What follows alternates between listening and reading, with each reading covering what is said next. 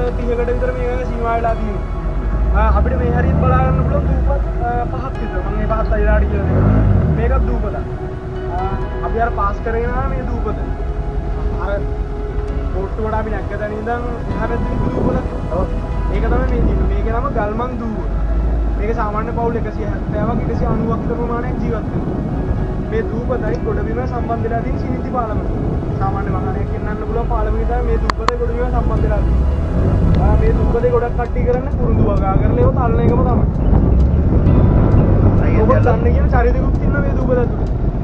අර වයිල් කුක්කුක් කියලා ආවද? ඒගොල්ලෝ කිවල් දිත්තත් මේ දූපත ඇතුලේම තමයි. ඒගොල්ලෝ අම්මා තාත්තා ඉන්නේ තාම මේ දූපතේ. මේක නම් මිනිස්සු ජීවත් වෙන්නේ නැහැ. තනිකරම කැලේ විතරයි තියෙන්නේ. ඊට පස්සේ මේකටත් එහා පැත්තේ තව දූපතක් තියෙනවා අර පොඩියට. ඒ දූපතට කියන්නේ කුරුළු දූපත කියලා. හැමදාම අවසර මේ දූපත කුරුළු වෙනවා. ඊට පස්සේ උදේට ඒගොල්ලෝ ආපහු යමවාගෙන යනවා. ඒගොල්ලෝ ප්‍රධාන වාසස්ථාන කරගෙන තියෙන්නේ මෙතන. උදේටත් ඉන්න කුරුළු. මේක දේශීය වක්ෂි. ඊට පස්සේ අර පොටේජස් වගේක් පේනවා නේද? ඒ පොටේජස් වගේක් පේන්නේ දූපතක. ඒ දූපතේ නම මහල දූපත. ඒකන සාමාන්‍ය පවුල් 130ක් 140ක් විතර ප්‍රමාණයක් ජීවත් වෙනවා. ඒක ලොකු එකක් නේ. ඒ දූපතේ ගොඩබිම සම්බන්ධ වෙලා තියෙන සිමෙන්ති පාලමක. සාමාන්‍ය වාහනයක් ගෙන්නන්න පුළුවන් පාලමකින් තමයි ඒකත් සම්බන්ධ වෙලා තියෙන්නේ. ඒක නම් ගොඩක් කට්ටිය කරන්නේ ඔය රිසෝර්ට්ස් විලා ඒ වගේ මේකට යන්න බැයිද? අරකට යන්න පුළුවන් පාරවල් දියද? පාරවල් කියන ඔරුවෙන් එහෙම යතේ. ඇතුළට යත ඇතුළේ කැලේම තමයි තියෙන්නේ. සතුට් එහෙම ඇති.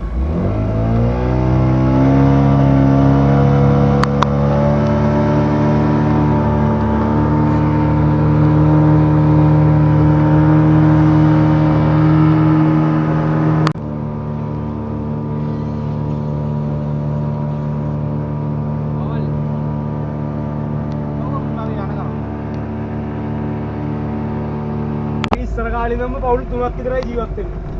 ඒගොල්ලෝ යන්නේ ඉන්නේ ඔරුවෙන්. ඒගොල්ලෝ වගා කරන්න මේකේ කුරුඳු. මේ සාමාන්‍යයෙන් හතර පහක් විතර තියෙනවා. ලොකු විදියක් දූපත. කුරුඳු වගා කරන එක තමයි ඉතින් කරන්නේ ඒගොල්ලෝ. අක්කර පහ මේ තුන් දෙනාගේ. ඒ අක්කර පහ මේ තුන් දෙනාගේ කියන්නේ ඒ අක්කර පහ මේ තුන් දෙනා තමයි ඉන්නේ. ඒගොල්ලෝ අර පරම්පරාවෙන් අයිති වෙච්ච දූපත් තමයි.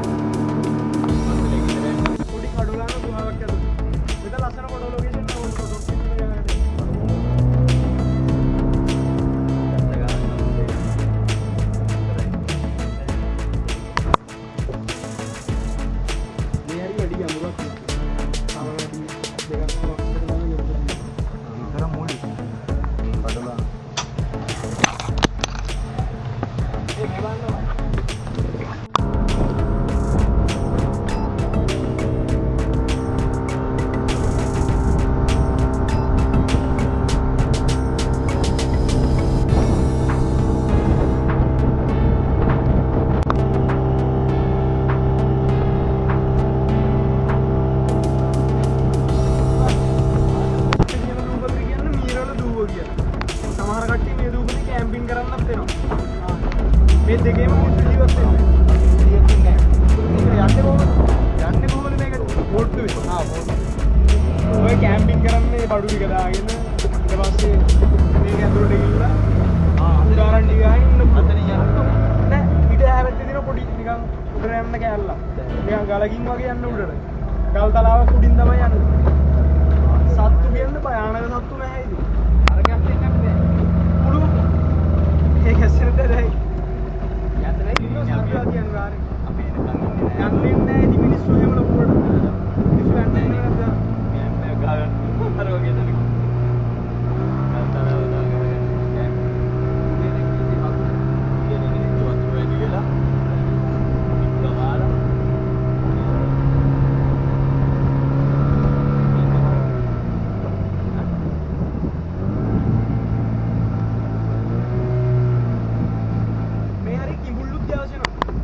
අර මේ රාජන් අර බ්‍රහ්මියන් කයිට් කෙනෙක්. මේ උස්සේ.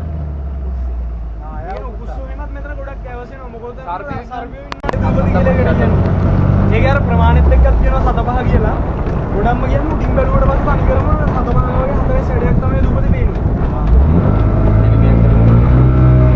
එහෙනම් ඒක 7-5 කාසි ගොඩාක් කරනවා. 7-5 කාසි ගොඩාක් කරනවා. දේවාලය පොඩි දේවාලයක් තියෙනවා. ඔක්කොම දුපත් 30ක් තියෙනවා කියලාද? 64. කොහොමද දුපත් ඉස්සරහන් කිව්වේ 64ක් තියෙනවා කියලා ඉතින්. ඒක ඒත් දැන් අර පාරිසරික හේතුන් එක ඒව වෙනස් වෙලා තියෙනවා. දුපත් 28කට 30කට උපරිම 32ක් විතර ඇති.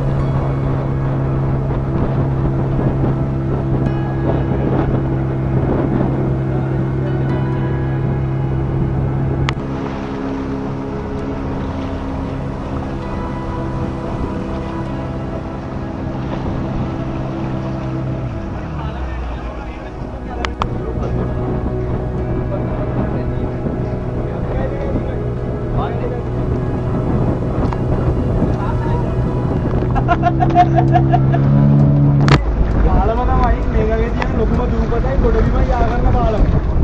අරක මේක. ඊට පස්සේ මේකගේ තියෙන ලොකුම දූපත තමයි මේ තියෙන්නේ. මේකට කියන මාදූවෝ කියලා. ඊට පස්සේ අර ක්‍රේන් එකක් වෙන්නේ. මේ පැත්ත තමයි ගොඩබිම. මේ පාලමත් පාස් කරලා ඊට පස්සේ මේ පොඩි පාලමත් පාස් කරලා තමයි මේ දූපතට අතුල් වෙන්නේ. මේ දූපතේ සාමාන්‍ය පවුල් 200ක් 220ක් අර පාලමට අරකට අමතර වෙන පාලම් නැහැ. විතර ඕකේ බයික් එකක් විතරයි යන්න ඕන. පවුල් 220ක් ජීවත් වෙනවා. තව ප්‍රයිමරි එක නම් පොඩි ස්කූල් එකකුත් තියෙනවා. තව ඩිස්පෙන්සරි එකක්, පෝස්ට් ඔෆිස් එකක්, පොඩි ග්‍රවුන්ඩ් එකක්, සිල්ලර කඩ දෙකක් තුනක් වගේ. මේ හැමදේම තියෙන වාහනයක් මේ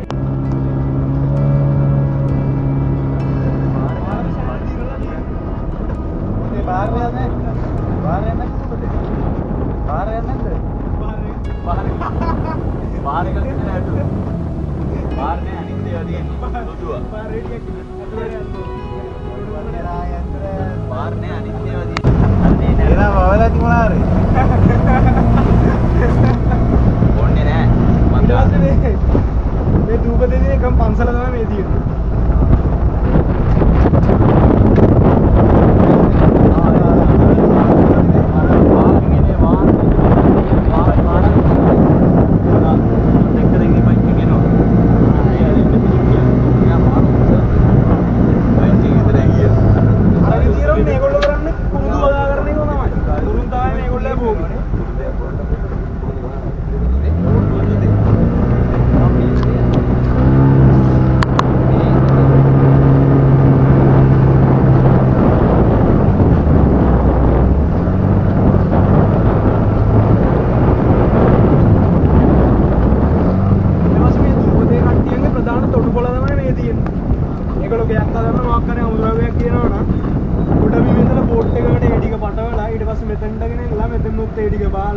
බිල්බර වලින් ආපු ගෙවල් වලට අදින්නවා.